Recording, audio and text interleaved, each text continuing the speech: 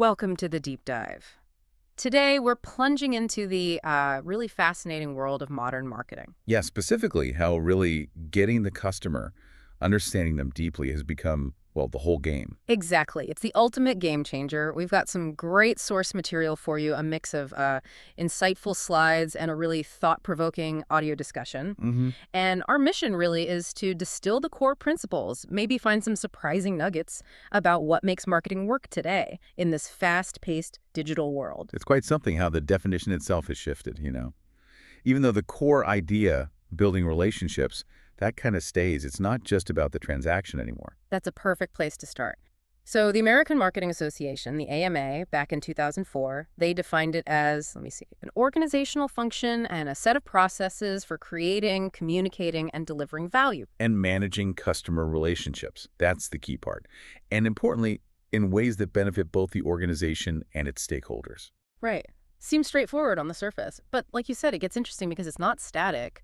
It's dynamic, a whole system. Yeah, and that dynamism is crucial.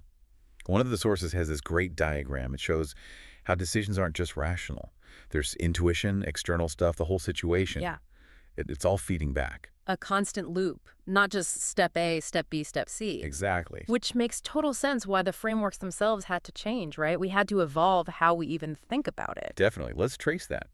We started with the classic 4Ps: product, price, place, promotion. Very much about the company, what we offer. Company-centric, push marketing almost. Pretty much. But then came the 4Cs, and that flipped it. Completely customer-focused. Okay, so product became. Customer value. What's in it for them? Price turned into customer cost. Not just money, but time, effort. Ah, okay, and place. Convenience. Yeah. How easy is it for the customer to get it? And promotion became communication, a two-way street. That communication piece feels huge. It's not just shouting anymore. Not at all. And here's the kicker. If you nail customer value in communication, you might find customers are willing to pay more. Simple discounts, they lose some of their punch. So does that mean discounts are dead or just different? Different. Their role changes. It's not the primary lever, maybe. Which leads us naturally into the next evolution. The 4S's for digital social marketing. Right, the 4S's. What are those again? St. Louis was about identity, recognition, service, speed, and social network. Social network. You can really see how that influence piece just exploded. It's baked right in now. Absolutely integral to driving sales, building that sense of identity. It's all interconnected. Okay, so the theory puts the customer dead center. But practically speaking, how do you actually get to know them beyond demographics? That's the million-dollar question, isn't it? The ultimate challenge. Let's make it real. Imagine you're selling Teslas. Someone walks in. What do you need to know about them right there, right then? Well, first off, what do they really need? Not just what they say they want. What do they value? Is it tech, status, environment, safety? And how do you even talk to them? What's the best way to get the info across without sounding like a brochure? How do you hook their interest? It's amazing how often that's missed. We saw examples, real ones, where salespeople just launched into specs or used some generic greeting. Big mistake. Total waste of time, especially for something like a Tesla. Our sources suggest, look, this person probably isn't buying their first car. Right. Maybe their first EV, but they've owned cars. Yeah. They've likely already Googled the specs. They know the range, the 0 to 60. So rehashing that is pointless, maybe even insulting. Exactly. The key insight here, I think, is moving beyond just IQ, the logical, technical stuff, and tapping into EQ, emotional intelligence. Because most big purchases aren't purely rational decisions, are they? Rarely. The sources use that analogy like in an argument. Sometimes one person offers logical fixes when the other just wants to feel understood. Sales can be like that. You need to read the emotional cues. That makes so much sense. But, okay, do the specs never matter then? Or is it about when and how? It's timing and context. Once you've established that connection, maybe. But first, engage them differently. How? What did the sources suggest? Simple things first. Warm greeting. Offer a nice drink, coffee, sparkling water. It shows respect. Aligns with the premium brand. Sets the tone. Okay. Then, maybe pivot quickly to what's newest, most exciting. Like full self-driving updates. Assume they're informed and curious about the cutting edge. Don't start with the basics they already know. Got it. And prioritize experience. Get them in the car. Want to take it for a spin right now? That's often way more powerful than talking. Makes sense. Feel the acceleration, see the screen. Right. And don't forget the social dynamic. If they're there with a spouse, involve them. Assume it's a joint decision. Like suggesting the partner might love a specific feature or color? Exactly. The sources noted, wives often have a big say in style, color, interior choices. Acknowledge that. Assume a happy family dynamic. Appeal to that. That Volkswagen story you mentioned earlier really drove this home for me. Oh yeah, the top salesperson. Yeah. Sold a high-end model by talking about the customer's lifestyle. Tea, golf, family safety, created scarcity, barely mentioned the car's specs. It's counterintuitive to how many are trained, but it works because it connects on a deeper level. People buy into a lifestyle, an identity, not just features. It shows you need to instantly size up their profile. What makes them tick? What are their values?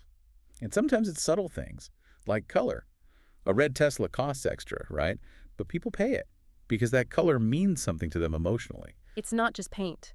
And we see differences in priorities, too, like between men and women buying cars. The sources pointed that out. Women often prioritize safety, size, how easy it is to drive.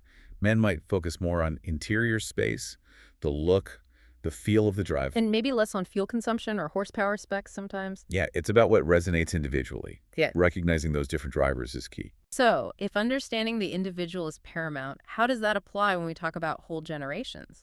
Especially the one dominating now. That's the next layer, right? Understanding the generational context. Yeah. Because that shapes values and behaviors profoundly. Okay, let's dive into that. Gen Z. They're becoming the mainstream consumer. Born around 2000. The internet natives or digital natives, and the next wave. Get ready for the AI natives. Wow. So, Gen Z, they have some distinct characteristics, often summed up with those three Chinese characters. Right. Zai, Lei, and Du, sometimes called the cat-type people generation. Okay, break those down. Jai. Homebody. They're comfortable staying home. Why not? Entertainment, food, shopping, it all comes to them digitally, especially if society's more affluent. Convenience is king. Makes sense. Then Zai? Lazy isn't quite the right word, maybe. Efficiency focused. Technology, especially AI, lets them outsource thinking, remembering things, even decisions. Which, the sources suggest, might lead to less self-discipline in some ways, because the tools do the heavy lifting. Potentially, it's a shift in cognitive load. And the third one, Du. Lonely or solitude. That seems paradoxical. They're so connected online. But it's a different kind of connection. They might seek validation online that's harder to find face-to-face, which ties into that warning about AI. The hallucinations thing? Yeah, but not just making up facts. It's about AI potentially creating these idealized, perfect interactions, almost utopian. And real human interaction is messy, not always perfect. Exactly. So if you get used to the AI version, real relationships might feel disappointing or difficult. It sets an unrealistic bar. That's a really interesting, maybe slightly concerning thought. Definitely something to watch. Okay, so how do these traits, homebody, efficiency-focused, seeking connection, translate into how they buy things? Well, first, brand and product features. Yeah. They want stuff that expresses them. Personal style, creativity, fast fashion is a good example. It lets them experiment, even if they know the environmental issues. Self-expression is key. What about price and quality? They're looking for value, sure, but also taste. Affordable and appealing. And they prioritize small pleasures, that scenic-kishing concept. Small but certain happiness. Right, like those little decorative figures you put on a cup. Useless functionally, right? Yeah. But they bring a little joy, some emotional healing. It's about added value beyond pure utility. So marketers need to tap into that emotional resonance, not just function. Absolutely. And third, usage context. The experience of using the product, how it fits into their life, that's huge for them. It's not just what it is, but how it feels, where they use it. You need to sell the experience, the story around it. Precisely. Given their connectivity and values, what social issues really matter to them? Two big ones came up in the sources. First, gender equality. It's a high priority. And the source material noted some observed trends in other places. Yeah, observations about shifts, women becoming more assertive, men more gentle in some regions. We're just reporting what the sources observed, reflecting changing societal values that influence this generation. Got it. And the second major concern? Climate change and environmental pollution. Huge focus on sustainability, ESG, environmental, social governance. So if you're marketing to Gen Z, you pretty much have to talk about your environmental efforts, your social responsibility. It's increasingly table stakes for brand loyalty with this group. They expect it. These values directly shape who they buy from. Which brings us squarely to the platforms where these conversations happen. Social media, its power is just monumental. Phenomenal growth since the early 2000s, and the pandemic just hit the accelerator. It's central now. The stats are kind of mind-blowing. Like in Taiwan. Get this, nearly 90% of internet users are on social media. Average person uses 6.5 platforms daily for over 2 hours. Wow. Which ones are biggest there? Line, Facebook, YouTube are way up there. It's not just the thing they do, it's how they live and connect. And this fuels that influencer marketing when we talked about the numbers are staggering. Yeah, globally, it went from around $18 billion in 2016 to a projected $164 billion in 2022. That's massive growth. And companies believe it works. Overwhelmingly, 90% think it's effective. 77% plan to spend more on it. Why so effective? Because it's how people discover stuff now. Nearly 60% find new products through social media or influencers. That's second only to hearing from the brand itself. It cuts through the noise with perceived authenticity. Trust. It comes back to trust. And within social, video is dominant. Video is king, absolutely crucial. It was predicted to be, 82% of all internet traffic by 2022? And companies are using it, especially short-form video. You bet. Over 39% use short videos, TikToks, YouTube Shorts. They work because our attention spans are, well, let's just say short, quick, engaging, digestible, perfect for scrolling. And people are actually buying directly through social commerce. Big time. It's driving growth post-pandemic. U.S. sales alone projected near $80 billion by 2025. We're seeing more diverse ways to communicate, faster quick commerce, more interactive ads. It's changing online shopping. So with all these platforms and influencers, how do you even strategize? The sources broke down different types, right? Yeah, useful distinctions. First, public versus private domains. Public like Instagram, Facebook. Right. Great for building the brand, getting wide reach.